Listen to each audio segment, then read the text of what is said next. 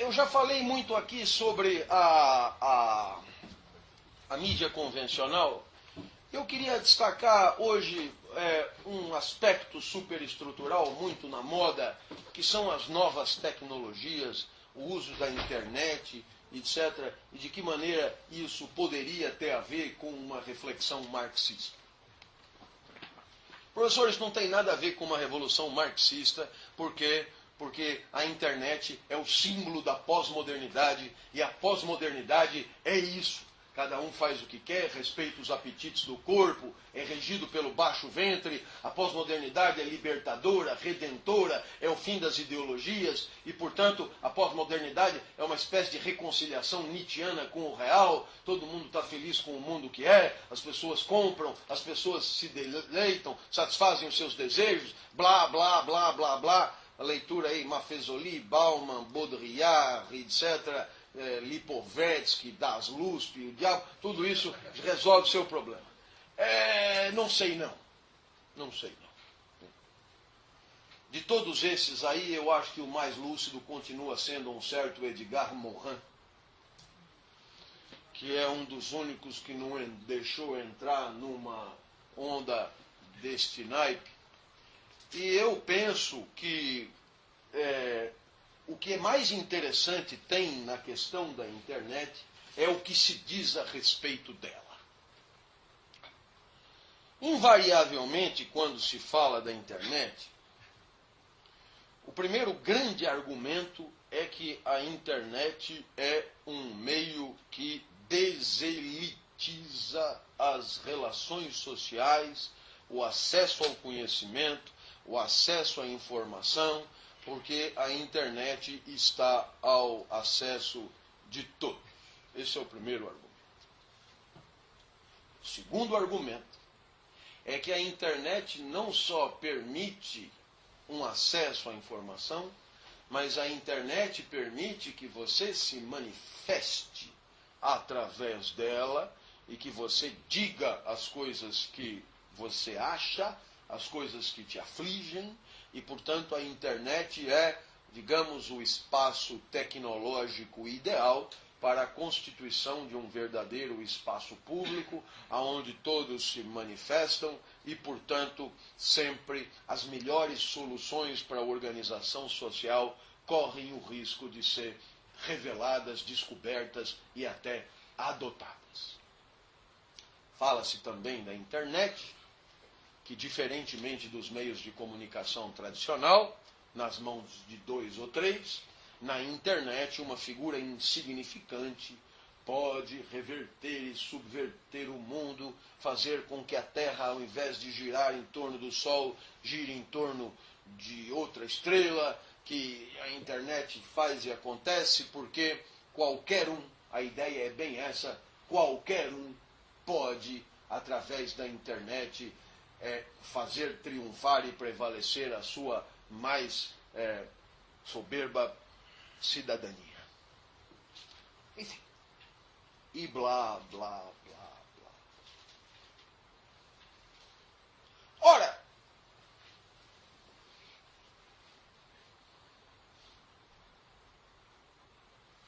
naturalmente que o primeiro argumento é o argumento de que a internet permite um acesso mais democrático ao conhecimento.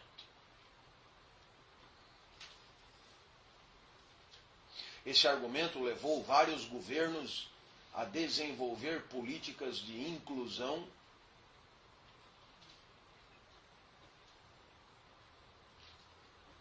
aparelhando as escolas com computadores.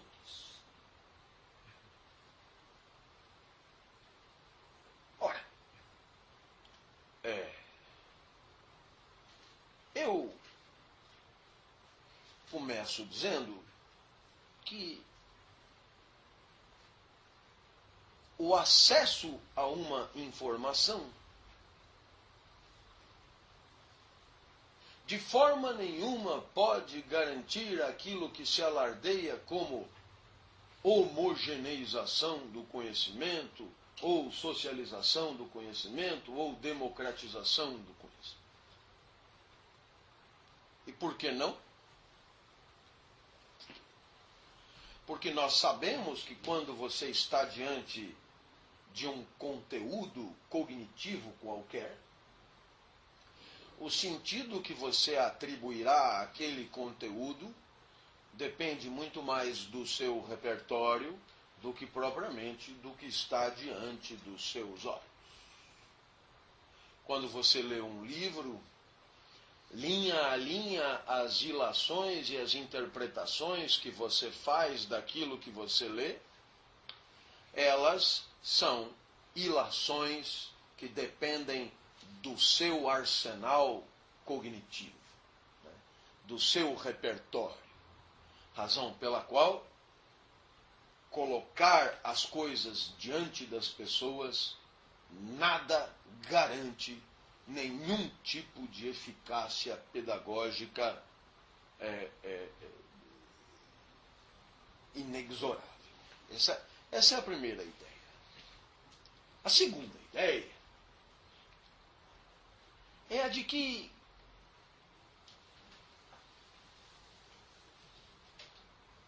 vem carregado no discurso apologético da internet uma perspectiva de desideologização das relações, posto que estariam todos igualmente possibilitados de navegar e, portanto, de uma certa forma, estariam todos igualmente prontos para um acesso a um circuito de conhecimento que a internet veicula e, portanto, de uma certa forma, a internet contribuiria fortemente para que conhecêssemos o mundo como ele é e nos desprendêssemos definitivamente de tolas e vãs ideologias a respeito de como o mundo deve ser. Ora, este argumento, que você encontra em editoriais de jornal muito a miúde, até mesmo escritos por secretários de educação, etc., etc., é um argumento de uma tolice constrangedora. Porque quando qualquer um tem acesso à internet ou a qualquer outra unidade de informação, o que ele vai disponibilizar para atribuir sentido àquilo são os recursos que tem, todos eles fortemente ideologizados e marcados por uma certa socialização ideológica. E é por isso que o fato de eu ter na minha frente o mesmo monitor que você, em nada garante que tenhamos diante de nós as mesmas possibilidades, os mesmos acessos e os mesmos resultados cognitivos, de forma nenhuma. O que continuará vingando é, de uma certa forma, uma certa maneira de ver. E vou mais longe. A perspectiva de deixar todo mundo escrever na internet, no lugar de garantir pluralidade, é perfeitamente possível que garanta mais e muito mais do mesmo senso comum, da mesma ideologia dominante, da mesma maneira de ver o mundo. A consagração de uma certa hegemonia travestida de diversidade. Hegemonia travestida de pluralidade. Hegemonia travestida de complementaridade. Hegemonia travestida até de oposição, enfrentamento, debate e assim por diante. O que eu quero dizer com isso é que, por detrás da possibilidade de manifestação genuína das ideias das pessoas, evidentemente sempre haverá a possibilidade de que as pessoas manifestem o que elas têm na cabeça. E o que elas têm na cabeça, isto é mais complexo do que, felizmente, é mais complexo do que a internet pode patrocinar. Isto é a sua vida na sociedade. Isto é o compartilhamento de valores que, para além da internet, ela aprendeu no mundo da vida. E, portanto, você pode deixar as pessoas manifestarem livremente o quanto elas quiserem e elas nos oferecerão sempre mais do mesmo. E muitas vezes, você dirá, professor, mas graças à internet, o Barack Obama fez uma campanha linda e desbancou o Bush.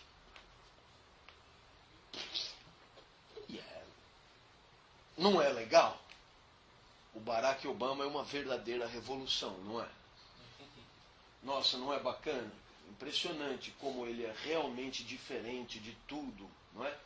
É impressionante como os Estados Unidos hoje é realmente um outro país. É impressionante como, de fato, não há mais que falar em império, dominação.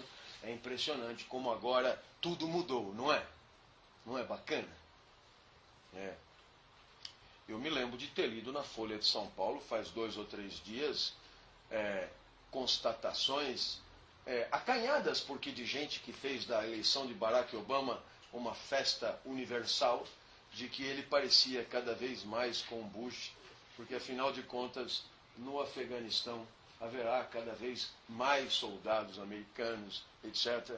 Eu me lembro de ter dito, quando ele foi eleito, no dia, para a CBN, que o Barack Obama era o império com bronzeamento artificial. Né? E era uma espécie de maquiagem mercadológica para esconder a proteção das mesmas ideias, só que agora num visu mais palatável. Ah! Como o mundo tem me dado razão. E a campanha subversiva de Barack Obama pela internet, que também foi, claro, a mais cara da história dos Estados Unidos. Mas isso é um detalhe. Não é bacana pela internet dar a aparência de subversão, a aparência de participação, a aparência de democracia, quando, na verdade, as coisas já estão arrumadas, ganhas e, de uma certa forma, a serviço do mesmo capital, que, na visão Bush, já estava, digamos, mal vestido. E que agora, com Barack Obama, agora sim está em traje de gala para aguentar pelo menos mais 4 anos de império, de dominação e de opressão.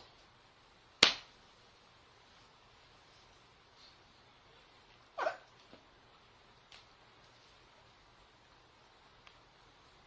eu costumo observar que para que a internet seja de fato rica e enriquecedora, é preciso que as pessoas possam entender o que está escrito lá. É preciso que as pessoas tenham inteligência e senso crítico para separar as infinitas coisas que tem lá dentro. E é preciso que as pessoas, sobretudo isso é o mais difícil, tenham inteligência para se manifestar pela internet. É preciso que as pessoas tenham algo a dizer para que um instrumento como a internet possa ser enriquecedor. E nós sabemos que não é bem o caso. Finalmente, para minha enorme surpresa, eu li ontem no jornal, ou antes de ontem, que 70% da população brasileira ainda não tem acesso à internet. Bom, então não me enche o saco por agora. Quando você tiver mais musculoso, volte a falar. Por enquanto, você ainda não existe. O William Bonner continua comandando o espetáculo e a internet é coisa de líder de opinião, é coisa de rico. Por enquanto, é disso que se trata. Mas é claro, você poderá pensar, professor, o senhor nega que o mundo está mudando. Eu não. Eu sou o primeiro a dizer que o mundo está mudando e vou mais longe. Eu comecei antes. O mundo sempre mudou. O que seria esquisito seria se ele não mudasse. Né? O mundo muda desde que o mundo é. Né? O que a gente tende, muitas vezes, é estabelecer eras que nos convêm. Né? E agora chamamos isso de pós-modernidade, e isso parece que é conveniente. Por quê? Porque isso faz acreditar que as análises consagradas no século XX como a marxista percam validade para um mundo que agora é completamente diferente. Não estou nada convencido disso. Continuo vendo as ideologias, continuo vendo a consagração de certas ideologias, continuo vendo a dominação rigorosa de certas ideologias, e cada vez menos o que eu vejo são ofertas ideológicas de contraposição ou de enfrentamento. Eu vou repetir uma frase que eu disse. A internet traveste de pluralidade A internet traveste de diversidade, a internet traveste de diversidade basta, né?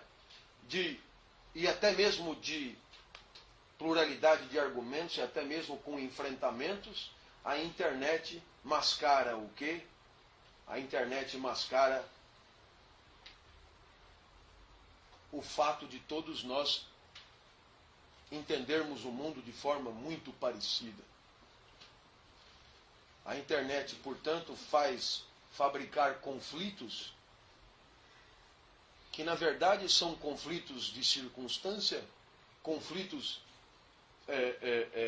que muito mais escondem concordâncias do que propriamente decidem rumos para o mundo, para as diversas sociedades e assim por diante. É o que eu enxergo, por exemplo, analisando Copenhague. Se você tirar os 2 ou 3 malucos que estão do lado de fora apanhando da polícia, o que é que se diz lá dentro? É de uma semelhança absurda, né? O que é que de fato se propõe para o planeta? E eu nem vou falar para o planeta, que isso é abstrato mesmo, né? Mas eu diria até mesmo para o Brasil. Nós vamos começar uma campanha presidencial aí para 2010, temos 2 candidatos, no máximo 3, e tudo poderia levar a crer que já temos uma lista de 20, 30 propostas de cada um dos candidatos para uma discussão ampla da sociedade. Vá observando. Por enquanto, ninguém disse uma coisa sobre nada. Perceba como isso, de fato, não é o mais importante. Por quê?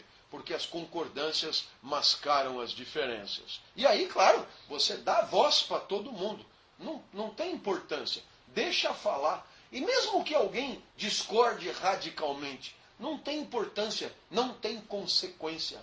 A aparente possibilidade de manifestação no espaço público, ela, de uma certa forma, contribui para fazer e ignorar o óbvio, o fato de todos compartilharmos e concordarmos a respeito do essencial.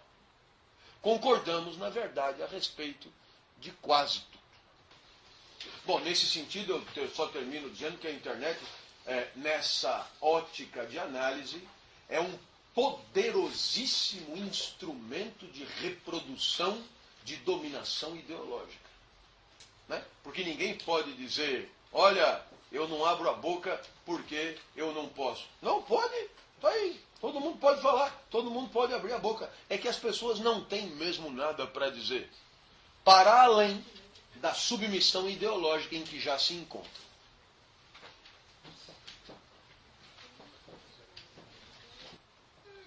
Muito bom. Algumas respostas de intervalo. As críticas à internet foram mal interpretadas por alguns. Então, vamos aqui a algumas observações. A primeira delas, quando argumentam comigo que a internet é um espaço que pode ser anônimo. Então,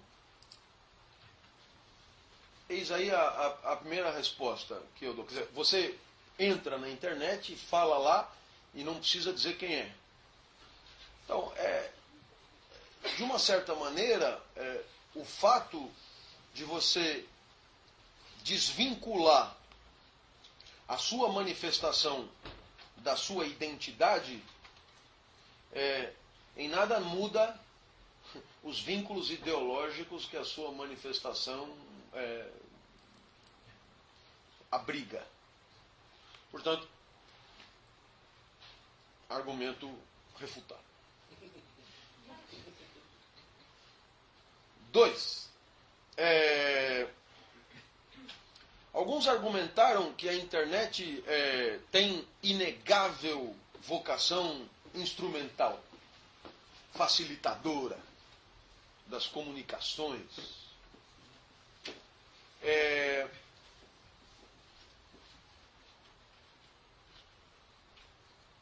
eu argumento que tudo que é aparentemente instrumental, e justamente porque é aparentemente só instrumental, tem as melhores condições para esconder, mascarar e camuflar os interesses e os conteúdos ideológicos que servem para fazer circular. Então é claro que isso não é muito simples de exemplificar, posto que é de esconder que nós estamos falando. Mas eu disse na aula passada que a dominação simbólica é tanto mais eficaz quanto menos é percebida como dominação. E o fato de você não entender a internet como uma instância de opressão é justamente revelador e indicativo do quanto ela é boa para isso.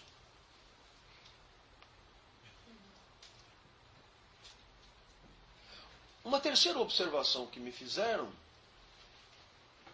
é que existe uma construção comunicacional via internet que é própria para ela e que se deve, digamos, a uma adequação técnica às suas necessidades materiais. Eu penso que isso tem a ver com o tipo de linguagem que está se constituindo para manifestação na internet. E que, de uma certa forma, essa linguagem agilizaria as manifestações individuais, permitiria interações mais rápidas e, digamos, facilitaria a decantação de um tecido social mais agilmente constituído.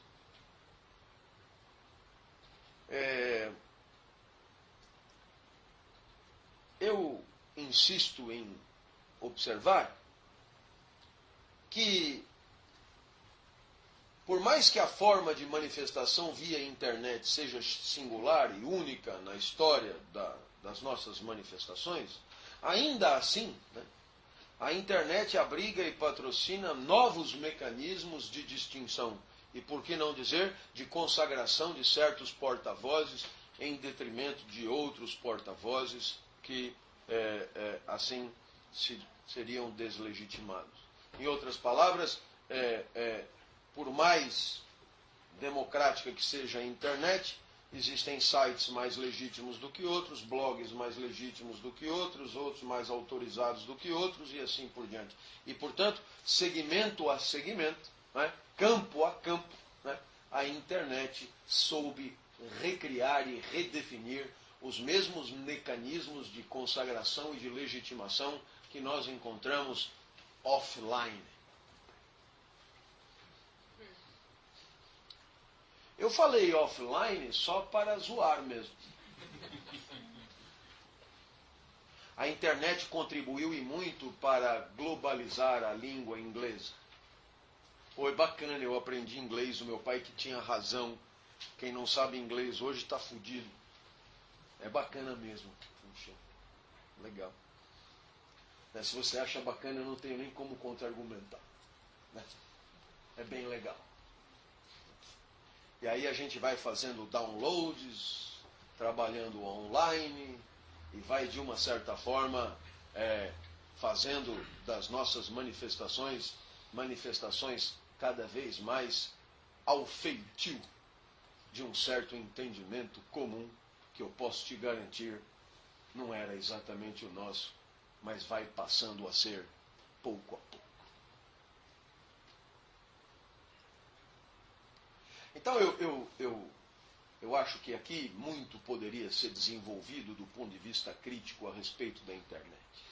E por que eu estou me estendendo nisso? É porque muito pouca gente faz. Curiosamente, quem fala sobre internet não costuma ter em relação à internet um olhar crítico da internet. Né? De cada 10 artigos sobre a internet, 9,9 são artigos que partem de um certo paradigma, digamos, apologético, né, das novas tecnologias. E isso mesmo na universidade, que dirá fora dela. Portanto, eu fiz questão de dizer que é possível ter um outro olhar. Parece esquisito ter um olhar crítico em relação à internet. Por quê? Porque a internet se tornou justamente símbolo de uma época em que outros olhares não estão autorizados, ainda que ela possa abrigá-los.